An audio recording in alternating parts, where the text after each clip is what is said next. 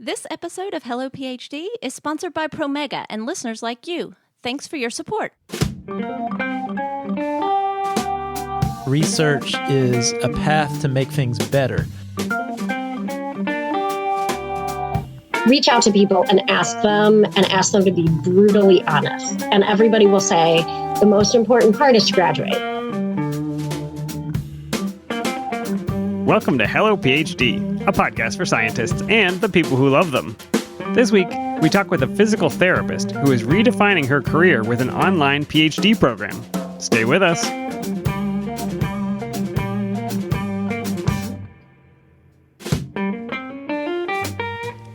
And we're back. This is Hello PhD, episode 200. I'm Joshua Hall. I'm Daniel Arneman. And we'll discuss the human side of science and life in the lab. Party time, Dan. Josh, we have to address the elephant in the room. Okay, I'm looking around. There is, in fact, no party happening around me at this moment.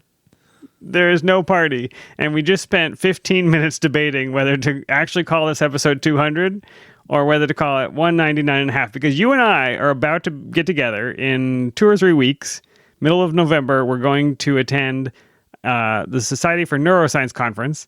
We're going to hang out. And we thought, why are we going to record our celebratory podcast when we are hundreds of miles from each other and can't share a bottle of champagne?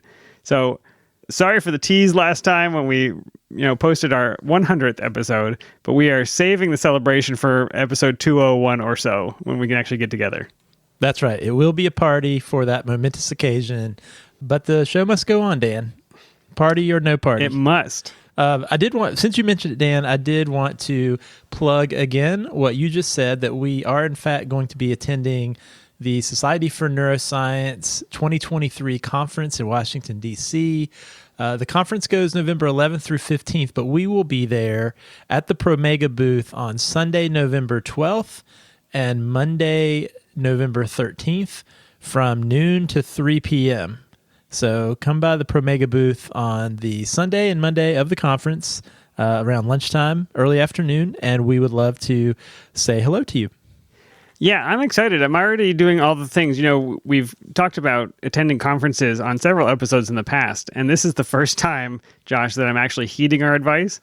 I'm starting to reach out to people that I would like to see while I'm at the conference. So people that we've had on the show before, people that I'd like to talk to for the show, I'm trying to get them on the schedule so that I actually use that time wisely for once. Well, I'm feeling guilty because I put no effort into attending the conference yet. So maybe we could do a compare and contrast about your conference experience, having prepared in advance, and myself, who procrastinated and just showed up. Mine's going to be wild. Hey, Dan, I wanted to also say we don't have a beer. We are really unprepared. We're not sharing a beer on the show today. But I did want to say it is October as we record this. And as I like to do this time of year, I've been sampling a lot of Oktoberfest, Dan. I've been to a couple new breweries in my area recently, and I have just really been in an Oktoberfest mood lately. I was in the mountains this weekend, sipping a nice Oktoberfest. You haven't gotten to the pumpkin ale phase of their fall yet? I think I'm going to skip the pumpkin ale right over this year. It's a good choice. So are there recommendations you'd like to give for Oktoberfests that people can get a hold of? This is what I think about Oktoberfest, Dan. Maybe this is what I like them, or why I like them. I'm not a brewer, and I don't pretend to know the nuances. But I feel like I have yet to have a bad Oktoberfest. I feel like it's a pretty consistent... a pretty consistent beer type. I have a Sierra Nevada Oktoberfest in my fridge right now, but I had a couple Oktoberfests at 2 different breweries over the last couple weeks, all delicious. So I'm going to just go out on a limb and say you can't go wrong with an Oktoberfest wherever you can find it. I'm going to have to dig through the archive because I'm pretty sure, I'm thinking probably of the pumpkin beers that you and I have tried over the years on the show. We've definitely had some bad ones of those, but maybe not a bad Oktoberfest. I will try and go back and find out. Okay. That's a bold statement. Well, let us know. And if you have indeed had a bad Oktoberfest or one you particularly like, let us know. We'd love to seek it out and try it. Still time to find it. All right, Josh. Well, we do want to say thank you. You mentioned we're going to be in the Promega booth. We also want to mention some resources that Promega has to offer for PhD students. If you are exploring a new career path or taking your next step, maybe you're just thinking about a career change. If you want to apply for an internship or nail your job interview or learn about next steps, Promega's professional skills and development page has all the information you need. Just go to promega.com/hello career. Kind of timely for today's topic. It sure is, Dan. Why don't we jump right in and hear your interview with Karla Wente.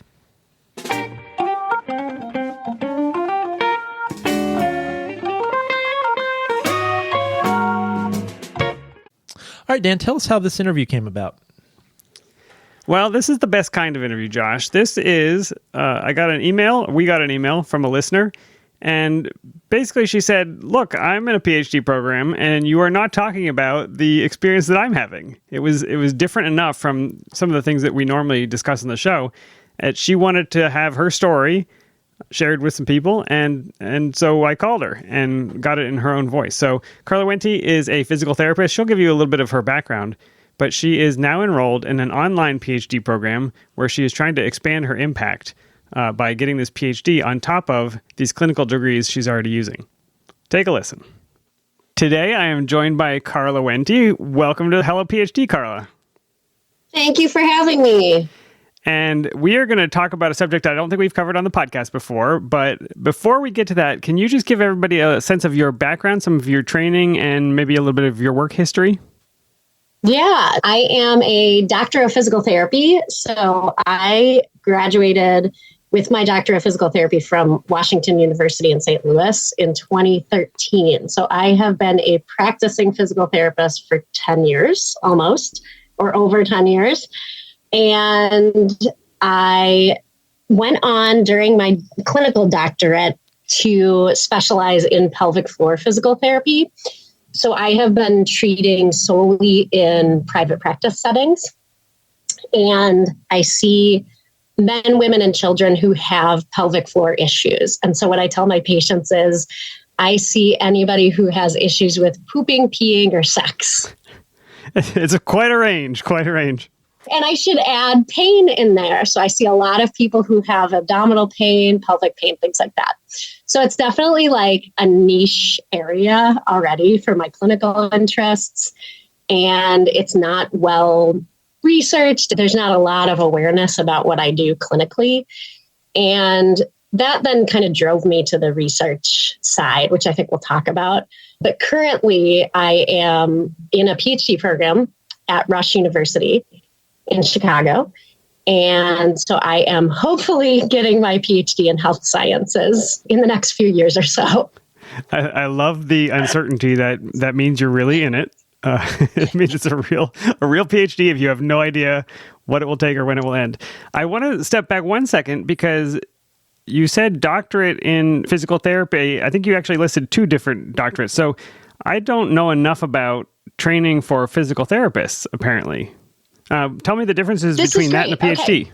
Yeah. So let's go back to my journey, maybe into my clinical degree. So we'll start with high school, back in time. So I was always interested in science. I was always interested in medicine.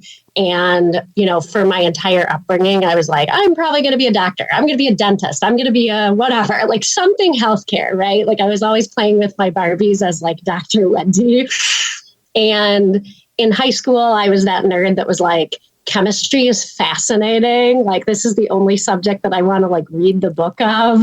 And so in college, I was a chemistry major and a math minor because I'm a masochist. Probably. It sounds like you like school. Yeah, I like school. I like learning. But again, in those programs, chemistry, obviously there's a huge lab component and I enjoyed it, but I knew early on, this is not what I want to do. I don't want to be in the lab. I don't want to be a chemist, but I really love the subject and I love the abstract thinking of it and thinking that I would become an MD. So that was always the plan is I'm going to be a physician. And so, later on in my college years, I started observing physicians and I learned a little more about the system of healthcare, and I started studying for the MCAT, and I just was like miserable. And I said, I don't want to do this. And that was the hardest thing to say, I will say. So anybody that has had to make a change, I think, in their thoughts about their career paths, I can empathize with that, where you're like, I don't want to do this, but that means that I have to like give up on all the ideas of what I thought that was. And they start early, right? You started as maybe a teenager or even younger, thinking this is going to be my life, and giving up on that is extremely difficult. Yes, totally. And what we know now, again, is there's, people that are graduating high school, they might go into careers that haven't even been created yet. So, for me, I was thinking, I'll be a doctor because that's all I know to do. Like, there's physician and everything else, right? For whatever reason. My parents are not physicians. I don't know where I got this idea, but I did, and it stuck in my head. So I can remember pretty clearly in my senior year of college, which is pretty late, that I was just like a wreck. I was like, well, I don't want to be a physician. I don't think this is for me. I don't want to prescribe drugs. I don't want to study for the MCAT. This is awful. So what am I going to do? So I called my sister crying. She's my older sister. And she said, Karla, she's a PT. She's a physical therapist. And she said, just look into it. You might like it. Just see what you think. So within my last year of college, I quickly got together my volunteer hours for physical therapy school, had to take the GRE, had to take different prerequisites. And so it radically changed my senior year of college and that like first semester of my senior year. And then to my shock and joy, I got into the number one school for physical therapy in the country. And I said, well, I think this is a sign I'm going to go. So that's a good reason. So it's a clinical doctorate. I know, right? It's a clinical doctorate. It's a 3-year doctoral degree. So similar to, the PhD is a research degree. The MD is a clinical degree so that you could be a practicing physician. The DPT, or Doctor of Physical Therapy, is a clinical degree so that you can practice physical therapy. I see. So, yes, so that's the route that I went. And then I stayed on again because I love school. I stayed on for a year as a resident at WashU to study women's health and pelvic health, which was an amazing opportunity. So you have been practicing for 10 years now, you said, a little over 10 years. And yes. I'm so curious, what makes you say to yourself, I want to go back to school for another degree? So I'm assuming this is going to get you some new career opportunity or some new track of learning or interest. And I'm struggling to figure out, somebody with a DPT, what do you do with a PhD? Oh, these are great questions. So I was thinking about this in anticipation for this interview, and I was like, why do I do what I do? And I said, well, first of all, I'm fueled by a lot of coffee and like a lot of rage against the system. Perfect. It's a good start. The title of this episode. It's a really good start. Yes. So I think, why does anybody do anything? I think there has to be intrinsic and extrinsic reasons. So the intrinsic reasons are incredibly clear to me, that healthcare has problems. Healthcare needs to change. Physical therapy needs to change, in my opinion. So I think, more people need to know what we do. More people need to know what pelvic floor physical therapists do. And having the clinical doctorate is great to be able to treat one patient at a time. But I really started to think about, how can I make a difference for more people at once? And so this is where research comes in, is when you start to do health science studies, then you're looking at an N of, hopefully more than one. So that is one thing. The other intrinsic reason is also just that I do like school. I wanted to learn more. I actually have found, to the dismay of my clinical students who I teach in the clinic, that being in research actually really helps your clinical thinking. It makes you more systematic. It makes you much more like strategic, efficient, not to mention you just are like in the literature much more. And so you can speak to those things to your patients and say, we really don't know this, but here's the theory, or this is what we do know. It really helps. And why I say the dismay of my clinical students is because they're like, oh my gosh, like it's so hard to train under somebody who's getting their second doctoral degree. I have to pause you there because you gave such a beautiful description of what science should be. And I think sometimes we forget that the purpose of science, the purpose of research is to increase the end, to improve society, to impact more people. And we get so focused on our particular protein or subject or whatever, we forget that it really is, at the end of the day, about improving human knowledge and helping people. I just love the way you put that. And I am re-inspired. And I just love the notion that research training can help somebody in a clinical setting too, right? It is not just about, I apply the Band-Aid. It is about how am I interacting with these patients? Am I helping the most people in a way that is repeatable? Can I share those findings with other people in my field and improve science generally? I just think it's wonderful. Oh, I'm so happy. We talked about like intrinsic factors, extrinsic factors, right? So you're like, I hope you get paid more. And man, that'd be nice, wouldn't it?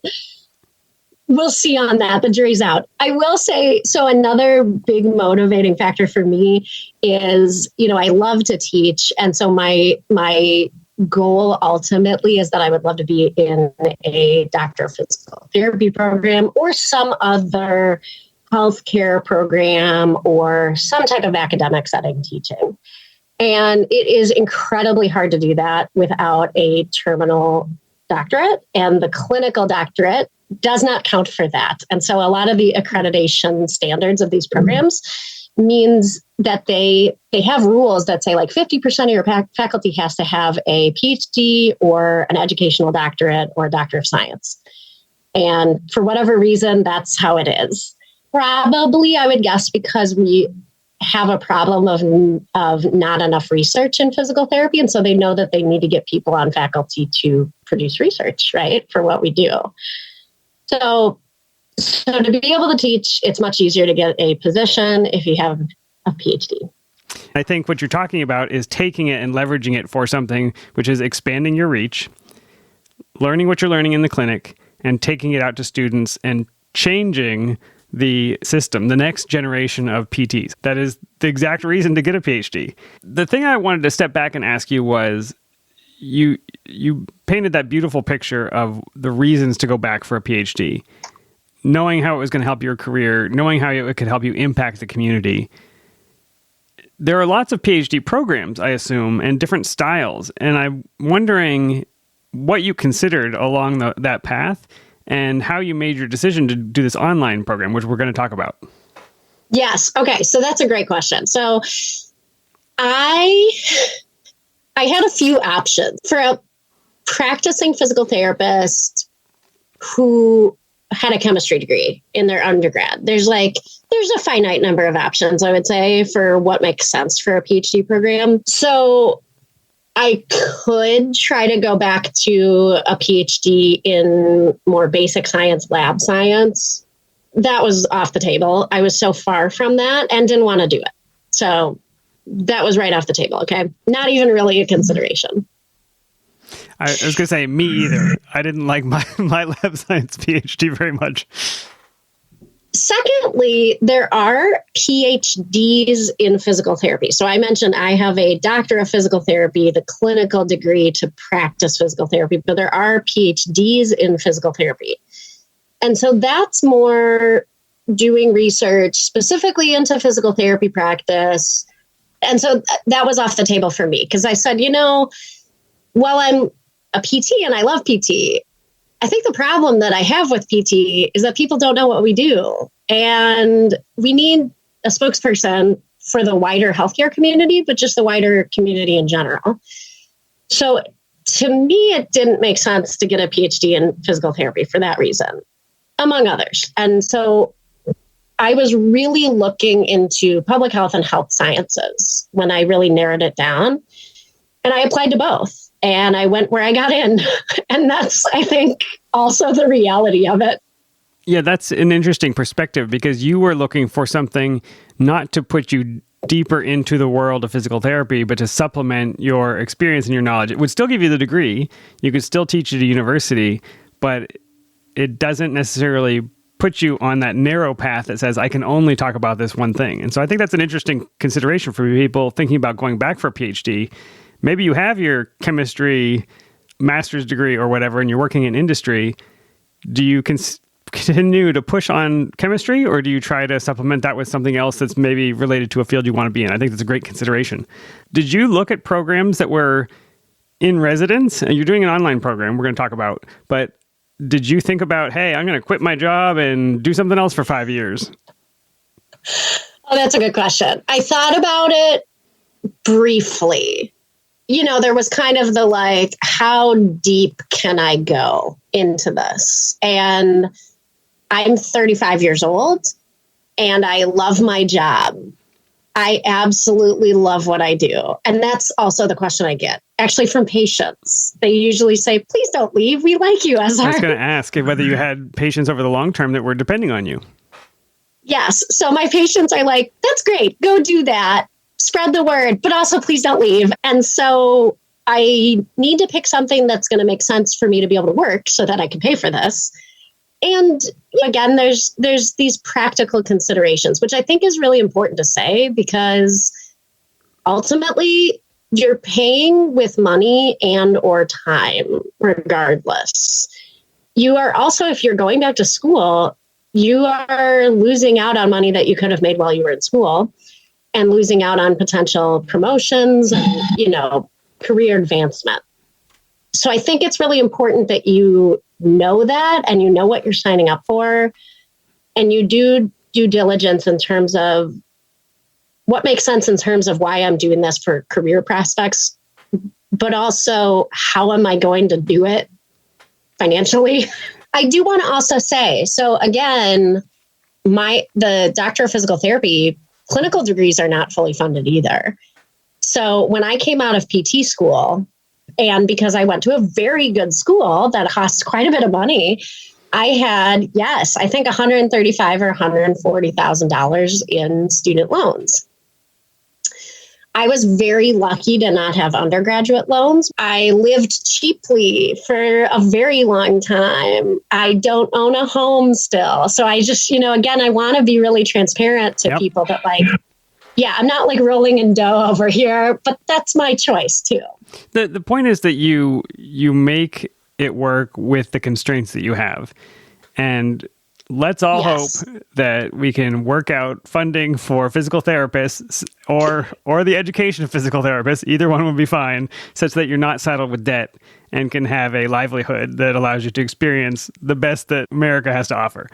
But until that time, there are constraints and you're working within them. And so you're making these decisions to go back to school, and you've got to make the decision that works for your lifestyle. And it seems like if you were to do an in-residence program where you just quit everything, it'd be a non-starter. And that's probably true for most people. Yes. So the format of my program, the Rush PhD in Health Sciences program, it is, all of the coursework is online, and the program is geared towards people who are practicing healthcare professionals. There's tons and tons of discussion boards on Blackboard or Canvas or whatever we use now. And there's a lot of like collaborative kind of projects that we have to do. So it is online. You're a little bit alone. That's a downside of an online program. We're across the country. So I'm here in Chicago and I am an employee at Rush as well, but it can be like you're on an island. And so I think that if you are in this kind of program, you have to be very motivated to reach out to others. And luckily I'm an extrovert, so I can say, hey, Megan from class, I don't know what's going on. Can you help me out? And then we get on a phone call, and it's good to get rid of your pride and just try to make it work and reach out to others. You mentioned you 2 years of classes. Is that correct? Yes. And that's all that you're expected to do during that first 2 years? So no, we're not in a lab, right? So I think that's the main difference. But are you identifying a research advisor? Okay. So when we come into this program, we have to have a research advisor from the get-go. And I think that has a couple benefits. One is that you just know right away, like who you're working with. And people come to that different ways. So some of the people in my program, they work, at an institution and they've been doing clinical research, for example, but now they just kind of need a PhD. They need to take it to the next level. So they already have a mentor and somebody that maybe is a PI on their studies who's going to be their research advisor. And they pursue this program. I did not have that. So I knew that I needed somebody, and I knew that I needed somebody that would support my interest areas.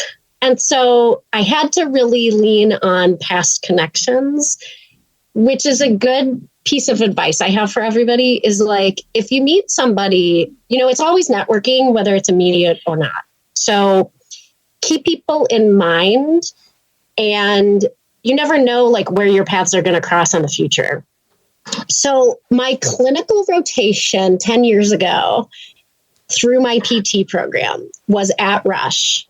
And so I did 3 months of a rotation in outpatient PT and pelvic health. And during my time there, I connected with a physician, Dr. Sheila Dugan, who is the department chair now of physical medicine and rehabilitation. So she's a rehab physician and I'm a PT. So during my time, during my clinical, I observed her and met her. And she's just like, first of all, a fantastic person, an advocate for students. I mean, like, I cannot speak more highly of my research advisor. A mentor as opposed to just an advisor. Yes, she is my mentor and she advocates for me. And it's beautiful. And she really has a heart for diversity, inclusion, and women in leadership. But you had to ask her to be able to enter the program. You had to have identified a person. And did the person have to be at Rush, or could it be somebody anywhere in the world? Yeah, so it didn't have to be at Rush. It could have been anywhere. I thought about her because I had met her during this previous clinical rotation, and I was like grappling with how am I going to do this? How am I going to make this work? And so I reached out to a few people, but Dr. Dugan was one of them. And I said, hey, this is really what I want to do. You have my content area of expertise. I know you have not been a PhD student advisor before, but interesting. That's a good question to ask. Yes, but I think we can do it because I trust you. And I also am older and I am, very determined. And I think I can do a lot of this, but I will need somebody that can connect me with other researchers. And she's a great facilitator, connector. So she agreed and I jumped up and down. You mentioned that you are preparing your proposal. So you have a committee? You've selected a committee? How did that work? I have a committee. So to back up just a little bit, for my first 2 years, knowing that I didn't have a lot of research experience, I came in, I wanted to be fully transparent and say, I know I don't have a lot of research experience. I'm willing to learn more during my coursework years.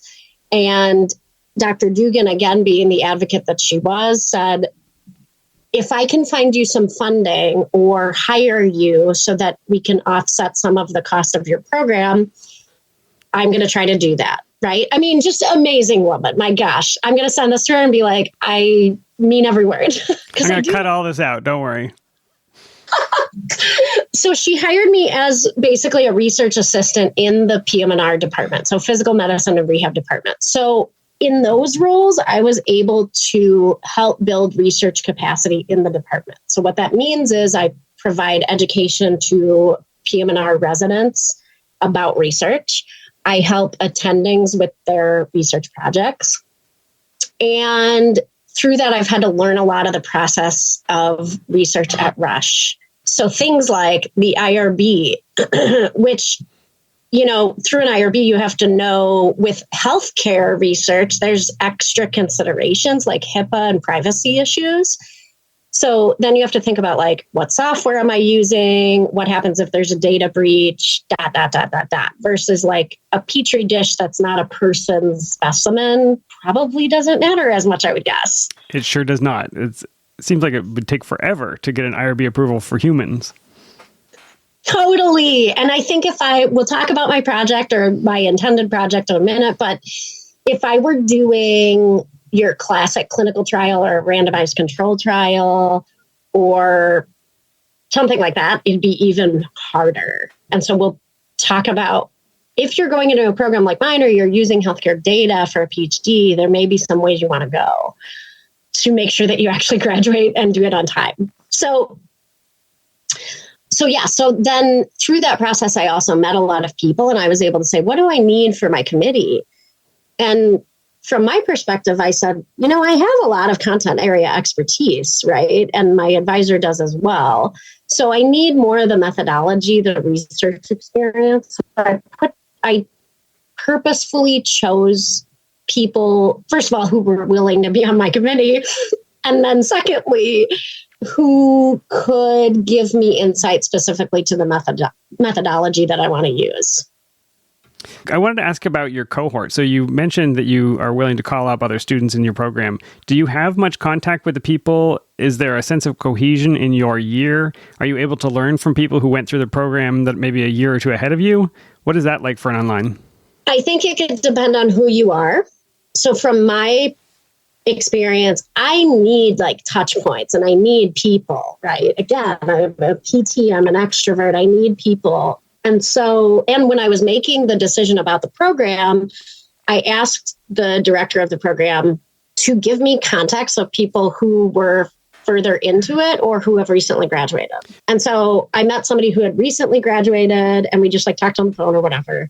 And then I also met somebody who's a PT who was in basically their fourth year at that time. Now she's graduated and she is a PT PhD and I'm very proud of her. And we became friends and she really helped me a lot through the program, right?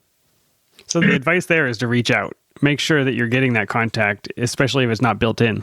Definitely. And I would also say to go with that, don't be afraid to do it. Don't be afraid to hear no response. Don't be afraid to get a no. Don't be afraid to you may meet with somebody and never talk to them again. You may meet with somebody and they become a lifelong friend. You just never know. And you really don't know unless you just ask. So there's that. And then same thing within the program. So again, we all have institutional email addresses. And so I think a couple of us were a little more outgoing and just said hey, especially during our biostatistics class, which is very hard. We all kind of banded together and we're we need to help each other out. So I think if you have that at all, just go for it because I can guarantee you there's somebody on the other end of that email that would love that. And just won't ask. Are there any on-site events? Are there quarterly get-togethers where you get to meet anybody or it is fully online? You could be anywhere in the world and be in this program. You can be anywhere, at least as far as I know, in the country. I'm not sure about the world, but definitely anywhere in the country and be in this program. And so there are no on-site events. Occasionally we do live or synchronous, I guess, Zoom meetings, but they are also not required because the program is primarily asynchronous. Which again is maybe wild, right? So it's very self-paced. I had a series of questions for you about what it's like to go back to school as a quote-unquote non-traditional student. That term we give to people who maybe have a career and then they decide to go back. But it really sounds like the nature of this program is such that you may not be facing the same challenges that you might face if you were going to sit in a classroom with a bunch of 22-year-olds, right? So some of those social aspects are removed, but I assume you're still dealing with the time commitments and the tuition commitments. We talked about that. How do you manage your day? You're still seeing patients and other things? How does that work? Okay, this is a great question. So how do I manage my day? I don't know. Probably not as effectively as I could. Step one, caffeine.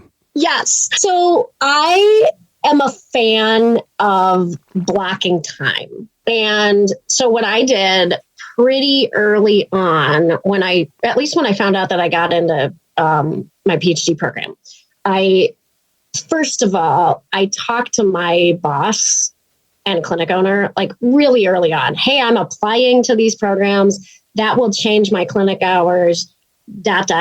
Like tons and tons of advanced warning. And like, if it doesn't happen, it doesn't happen. Great. I'll work more. But I would say it's better to just be honest and like transparent about those things. That's great. Then I specifically said like, okay, it's going to be best for me to have like clinic days and non-clinic days. So my schedule is such that I have Mondays and Thursdays as my long clinic days. And so I treat 9 to 6, Monday through Thursday. And those nights when I come home, I've decided, unless I really, really have to like haul ass on something, if you will, I don't do anything. I'm free. I can do whatever I want. Those nights are my nights, and I'm going to watch anime. Okay. It's built in that you're going to have time to let your brain relax so that you don't burn out. I mean, you mentioned burnout for PTs. This is a real thing. Add on top of that, a PhD program. PhDs burnout. That's a real thing. You need to make space for your own mental health.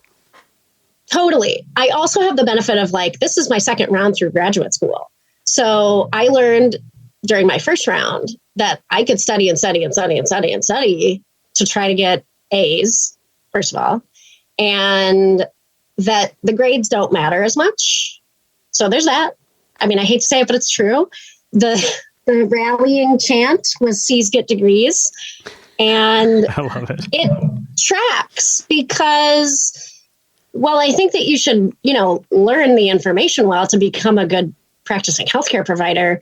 There's so many more things about being a healthcare provider, about like being a good person and caring about people that you don't learn in your books and you don't learn by studying cardiopalm. And so I think that I still have that attitude where I'm like, the grade honestly doesn't matter. Now I need to learn stuff to use it, which is a huge difference from undergrad, right? Where it is about the grades. And I need to get straight A's so that I can get into a program so that I can do this, blah, blah, blah, blah, blah. Now, not as much. I also learned very quickly how to be very efficient in my studies. But you've got the schedule book. So Monday and Thursday, you're in the clinic. Tuesday, Wednesday, yes, Monday, Friday, Thursday, I'm in the Saturday. clinic. Like, how are we doing weekends? What does the rest of our week look like? Okay, so Tuesday, Wednesday, Thursday fluctuate a little bit, but I do more of my coursework. Like I used to do when I had coursework, I would say, okay, this morning I'm going to work on this course. This afternoon I'm going to work on this course. Wednesdays, for example, I would say that's when I'm going to work on my research tasks within the PM&R department. I have to schedule a lot of meetings with people. And so those things kind of come in and out.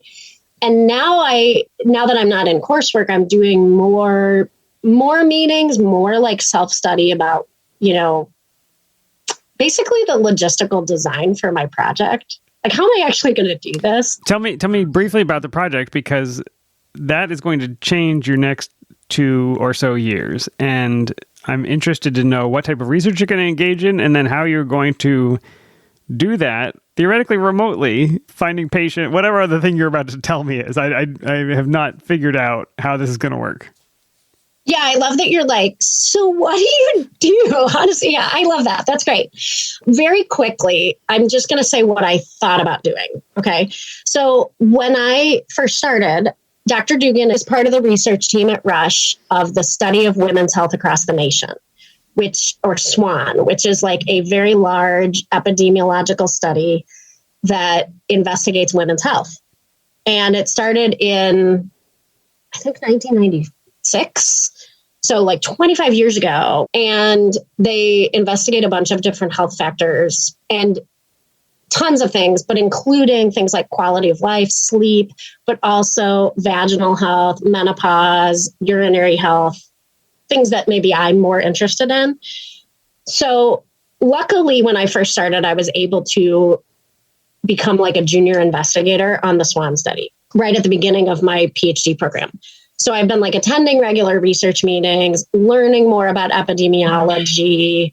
I am working on a project using SWAN data, which is basically a secondary data analysis. So the data has already been collected and now we can run a study on it, is what that means. I decided though, because my skill set's not necessarily in data analysis and I'm not a statistician, nor do I want to be. They're great. They are super smart and we love them and appreciate everything they do. I don't want to be them necessarily. You mentioned not loving biostatistics, so I kind of tracked that this was going to have to take a sharp turn. Yeah. And so I considered using SWAN data, doing things with epidemiology. And I said, for a variety of reasons, and actually with some consultation from my program, they said, you really don't like data analysis all that much. And I said, you're right. So I shifted my project or proposed project probably like a few months ago. So this is recent. Okay. And I decided, okay, let me take a more clinical tactic, but I don't necessarily want to get into the position. This is strategic. Okay. I will just tell you that. And I think with a PhD project, you have to be strategic. It's so true. So what I could have done is said, I want to do a clinical trial. I'm going to recruit subjects, blah, blah, blah, test this intervention or whatever. Okay. The problem is recruiting subjects is very hard and takes a very long time to get the power that you need to make your study worth anything. And I just kind of I wanted to avoid that a little bit for my PhD project. Is it something I want to do in the future? Possibly, but I don't think that's smart right now if I want to graduate. Do that other project when you're not paying tuition for every year that it takes to get that project done. That's the advice. Precisely. And I talked to a bunch of professors and people with PhDs, and I got this advice over and over. So this is not just like my brain coming up with this. It's listening to others. So I want to point that out for everyone else listening, that like reach out to people and ask them to be brutally honest. And everybody will say the most important part is to graduate. Part of me hates that because I'm like, no, I want to learn.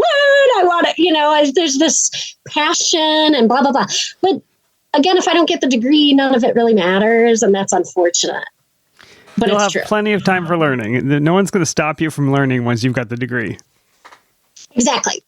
So I decided, okay, well, I can do secondary data, certainly would not be using clinical subjects or have that problem of recruitment. But a large epidemiological study probably is beyond my capabilities of what I can do statistically as a student. So I decided to, and I was a little bit in a, can I swear? You can do what you want. I may bleep you, but... Oh, thank God. I was in an oh shit moment of like, what am I going to do? Right? Like I had this thought, I had this data set, I had this perfect thing. And then now I'm like kind of told I shouldn't do that. And I also feel like I shouldn't do that if I'm really honest. And so I need to like go back to the basics again. Right. And this is again where I think research is iterative, right? Where you're like, okay, I got to go back to square one, but now with everything I've learned from square 10 or whatever. And so I first had to just like cry and be very upset. So this is senior year of college all over again with the MCATs looming and saying like all of these things I planned for, I'm not going to do those. Now reset. Thank you for picking up on that because and it worked out. From my perspective, it was like, oh my gosh, am I being dramatic? Am I, whatever. You can easily go into catastrophizing, I think. And I think it's really important that you kind of let yourself be sad and grieve for a little bit without it spiraling out of control. But I think where people go wrong is they either let it spiral out of control or they never feel it or never process it. And I think you need to do a little bit, but have some constraints on it. And again, this is where like me being older and having been to years of therapy and it helps, exactly. And Prozac, all these things I think are great, right? Where it's like, I'm in such a better position to be able to deal with this than I was in my senior year of college, which is an amazing reflection, I think. So I freaked out, and then I kind of went into action mode, and said, okay, well, what makes sense? What do I want to do? What do I care about? What can I read about for the next 2 years? I learned early on, I don't want to read about stuff I don't care about very much. And what I care about is women's health, pelvic health, sex, things like that, like sexual medicine. Like I could read about that all day long. And I talk about it all day long in the clinic. And I don't think I'll be tired of it in a couple of years. So I was like, how can I come up with a study that's about sex? And I know. No, that's great. Right? The danger is that a PhD will make you hate whatever subject you started out loving. So that's the caution here, but I think you're on the right track. So what did you decide on? Totally. So I decided on a mixed method study. So again, what that means is I'm doing a quantitative part and a qualitative part. So I am going to do a retrospective chart review. And since I'm at Rush, I have access, hopefully through IRB approval eventually, to a lot of patient data, right? And everybody uses electronic software now for patient records. And so that's a beautiful amount of data that just needs to be organized and gathered, which is laborious. I make it sound very easy, but it's actually incredibly laborious. And so what I wanted to know about was how are providers actually asking about sexual function? That's what I came down to. So again, I would say go back to what is your research question? Look in the literature, refine it. Think about what you're interested in, refine it again. And I think that question has to drive you. So I really came down to my hypothesis is providers aren't probably asking about sexual function enough. They're asking about activity, like, are you sexually active? Is there a possibility that you're pregnant or have a disease of some sort? But I don't think they're asking, how's it going? And I think we should. The thing I love about this is it is all going to be informed by your clinical experience. The last 10 years that you spent interacting with patients have given you a vision into the research that you could do that nobody else who didn't do that clinical experience would have. You're not going to come in as a first-year graduate student and be like, I have these questions about women's sexual health and whether they're married. But you've been asking all those questions for 10 years. And so now you're going to be able to broaden your scope, look at much more data than just the 10 or 50 or whatever number of patients you can see, and then turn that around into an impact for a paper that other PTs can read, that other clinicians can read, and turn that into something much bigger, just like you said you wanted to do at the beginning. Totally. I want to give you the chance to talk about any advice or pitfalls or things that somebody who's considering either the online PhD, which I think is what we kind of focused on today, versus the coming back after years of other experience. But either of those that you want to comment on, please share your wisdom. So in regards to choosing an online program for a PhD, I think you have to really make sure that you are going to be self-motivated, that you are comfortable reaching out to others. And I think that means advisors, mentors, people in all realms, classmates. I think that I can't imagine going through this program and not reaching out to anybody. I think that would have been very lonely and probably not very effective in my learning. And in the type of research that I'm going into, especially, I do think it's highly collaborative. And so I honestly think that this has been a good practice for me in terms of flexing those, how do you actually collaborate in research? How do you facilitate those collaborations? We talk about it, but how do you do it? Well, it starts with an email being like, I'm this person. Who are you? I want to meet you. It's not. And I think those are skills you improve on, right? But you got to practice. So that's what I would say. If that doesn't interest you, or if it really, really scares the crap out of you, I don't think it's for you. Going back to a PhD program after some time, I don't have a ton of advice except just like really know yourself, know your financial position, talk to your family, if you have a spouse, talk to your spouse. I mean, I think it's not just affecting you, it's affecting the people around you, and really get their input on how you're going to make this work. Because everything gets a lot more pragmatic as you get older. It has to. Although I would argue that I wish more people would be more pragmatic about their school decisions earlier. That's another topic for another time too. No, that is so good. And I think your advice for talking to your current coworkers or your current boss and saying, look, I'm considering this. This is what it would entail. Don't know if it's even going to happen, but I want to put it on your radar. I just thought that was a great piece of advice. And depending on the industry you're in, they might help you pay for it. Wouldn't that be nice? That would be so nice. Like, I'm not in that position, nor is my clinic in that position, nor do I expect that. But if I were in an academic institution already, I'd be like, how are you going to help me pay for this? Yep, absolutely. And I would actually lead with that. Yeah, I love it. Thank you so much for taking the time today. One thing, if I can say, if I can promote for 1 second, sure. Something else I did with my clinic, because again, this is all about like, how do you get healthcare information out to the community and to more people, and how do you make it usable? My clinic and I worked on something called the First 6 Weeks. And so you can go to www.thefirst6weeks.com, and it is a postpartum course for the first 6 weeks after you deliver a baby.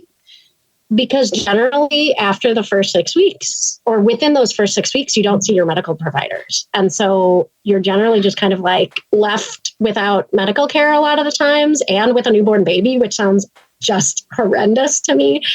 And so I wanted to make something that takes women week by week through the healthcare advice that they need to know. When do you call your doctor? What's an emergency? Because there are emergencies that can occur in those first 6 weeks. So I really want everyone to know about that. And if you know pregnant people or whatever, please share that resource. It's honestly like a big pride of mine that we've gotten that together. That is excellent. We will put that in the show notes, and I will definitely share it around to some pregnant people that I know. So thank you for the resource. Thank you. I really appreciate it. Best of luck, and we will talk to you soon. All right, Dan, that was really cool. And, certainly the type of PhD program and the type of graduate school experience that Karla is having, there are some differences to those that I think many of our listeners who are doing a full-time in-person PhD might be experiencing.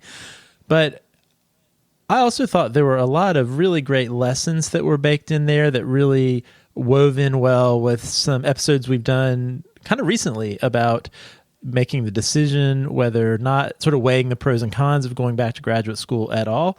And also just what are the challenges and opportunities with taking your career in a different direction than maybe you had originally planned. But the first thing I have to say, Dan, is maybe my favorite part of the interview, and I loved the entire interview, was I loved the way that she framed the importance of research and science and what connected her to it. And that was, and you connected to that too, Dan, when you were doing the interview, but I had to stop and make a note of it when she said it, discussing that research is a path to make things better. And I think we feel that way, Dan. We don't always, it's not always at the top of our mind, but I think I've said time and time again, a motivator for me to even do this podcast is I also believe that science and research hold the keys to solving the really important problems that we face as human beings to make our lives better, more healthy, more happy. And we need people to do that, people with ideas and interests about the way the world works, and also people who are in different situations in life where they've observed problems that do exist, and then engage in research to better understand those problems and to make them better. And it was so cool to hear Karla articulate that so well in her own experience she had as a clinician, as a therapy provider, seeing the problems she saw and wanting to make an impact in that space. And the way she chose to do that was to engage in research. And I just thought that was so on brand and in the spirit of how we feel about research, but that's important beyond just basic science, but really in all aspects of life and society and careers. Research is very important. Yeah, I was so impressed with that. I forget sometimes that this is not just about the degree and is not just about the career. It really is about the impact. And as a clinician, she is helping people, but maybe she sees 100 patients in a month. And that's amazing and helpful to those 100 people. And as she looked at her capacity to make a bigger impact, she said, well, if I can plant ideas in the brains of 100 or 1,000 other physical therapists, then their 100 patients can get help. And so I just loved how she framed that. I think it's just so important for us to remind ourselves, especially when you're in the middle of your research, your experiments are failing, you've got your committee meeting coming up, and you're about to panic. Just remember, these moments are the thing you're working toward is actually making an improvement in somebody's life, and that can be easy to lose sight of. Totally. That, Dan, the other thing that jumped out at me was when she was talking about her thought process about her own career. And, I could really identify with this in my own career path of, you maybe have this initial idea for what you want your career to be. And maybe you even take some steps to move towards that career, maybe multiple years of steps. And then at some point during that process, I think this happens for a lot of us, we realize at some point, you know what? As I've kind of gotten along with this is not exactly what I want to do. Maybe I've learned about something that's a little bit off to the right or left that I want to do, something adjacent. Or maybe you just realize, you know what, this is actually not at all where my passion lies. However, knowing that does not make it easy to then make a change and step away from that sunk cost that you've already invested in that career path. And so I really appreciated how Karla talked about that, and how she talked about, even though she kind of knew that moving in a different direction was the right thing to do, there was still a little bit of mourning or difficulty in actually making that decision, because that was so true for me. And it was interesting for me to hear her articulate that too. But then also, I hope our listeners who were listening as well, and maybe many of them are evaluating their own career, can see the benefits of taking that leap and listening to, engaging that self-reflection, listening to that voice inside of you that's pointing you in a different direction, that it truly is worth it to take that step. The pain is that it gets so wrapped up in our identities. I mean, everybody you meet, the first thing you often ask is, oh, what do you do for a living?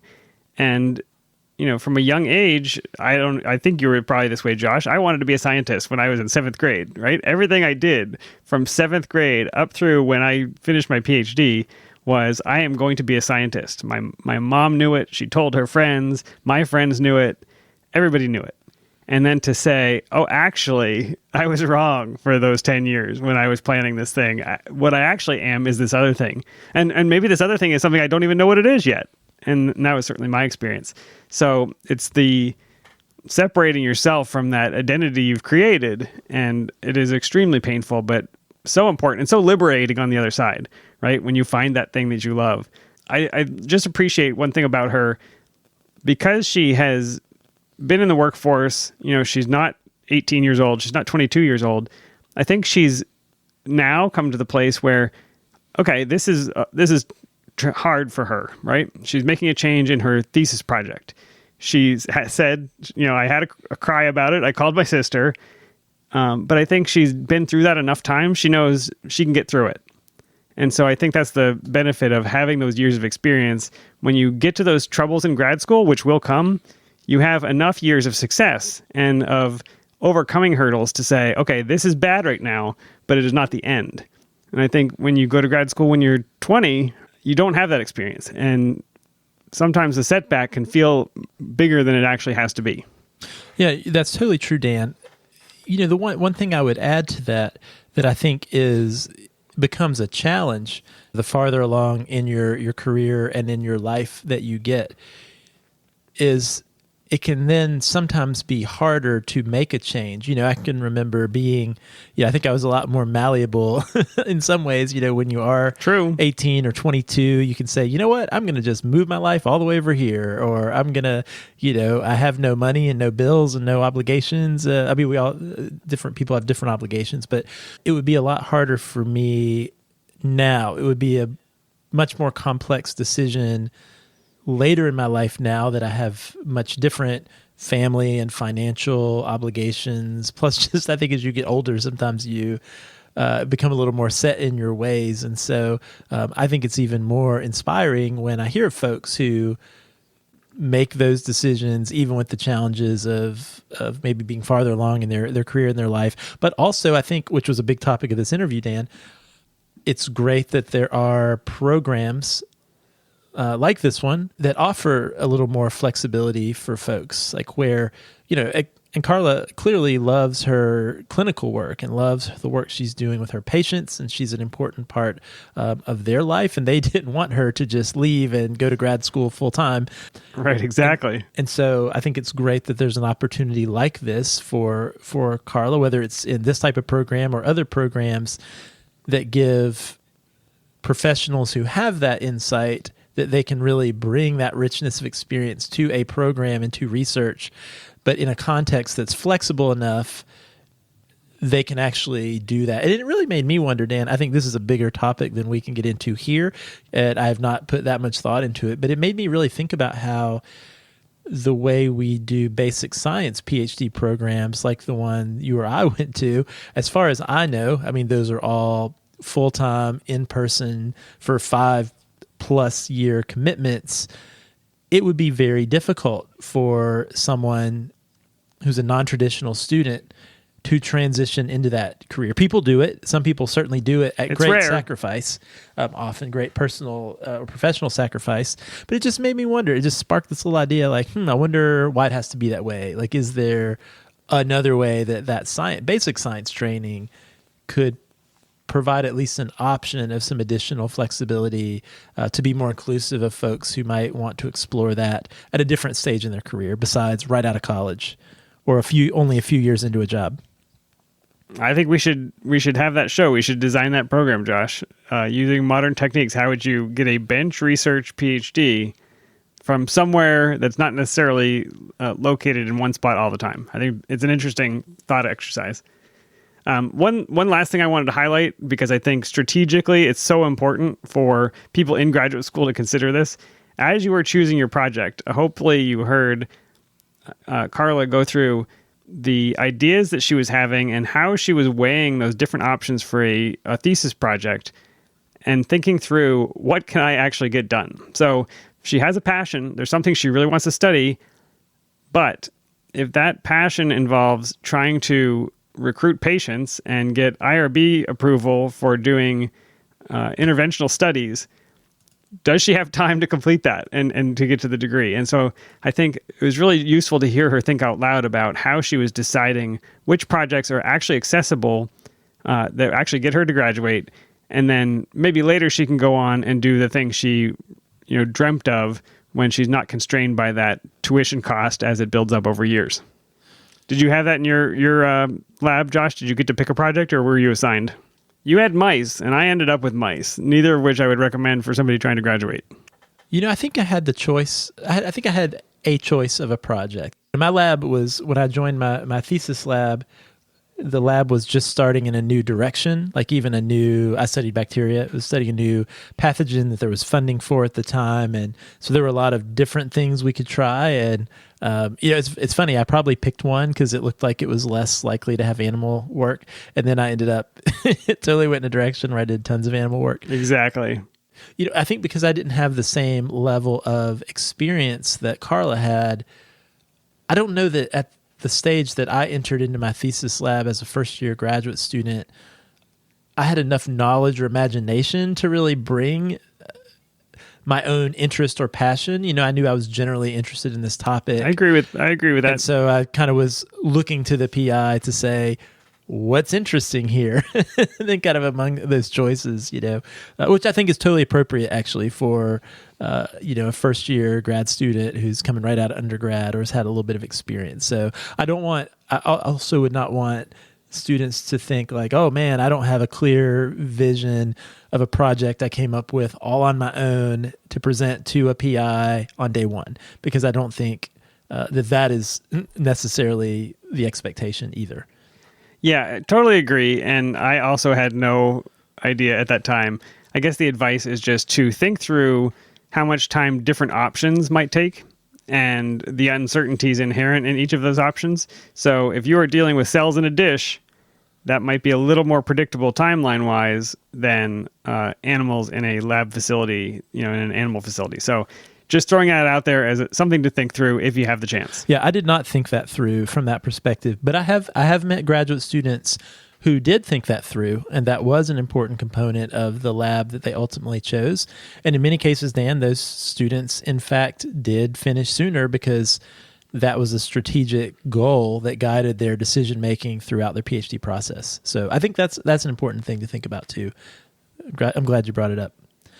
Well, again, Dan, thanks for doing this interview, and especially thanks to Karla for listening and for writing in with a question. I always love that because this show is about you, and so we love it when listeners are listening to the show and they're thinking, you know what, here's a topic that I think would be useful or that I'd like to talk about. And you may be the next guest if you write in. So thanks to Karla for writing in and giving all that great info. And one more time, Josh, I'll keep saying it till it happens. We will be in Washington, D.C. for the Society for Neuroscience Conference. This is 2023 that we're recording this in case you're listening from the future. We hope to see you there. And if you have a question or a topic idea, we would love to hear that. You can email us, podcast@hellophd.com. If you'd like to support the show, the best thing you can do is to share it with a friend, a lab mate, or your department listserv. We reach new listeners entirely by word of mouth, and we need your help. If you'd like, you can become a patron. Just go to our website, hellophd.com, click the Become a Patron button, or visit patreon.com/hellophd. We'd appreciate the Oktoberfest money because we are currently bereft and without. Thanks to the ongoing support from our patrons. I look forward to seeing you, Dan, and maybe we can restock our beer or at least enjoy a couple together that we can talk about on future episodes. Sounds good. Well, it'll be champagne for the big celebration. This was episode 200, but hold on to your hats. The celebration is coming. The spirit. It's gonna be a total letdown. Exactly. will happen at a future date. All right, Dan. All right, Josh. See you later. See you next time.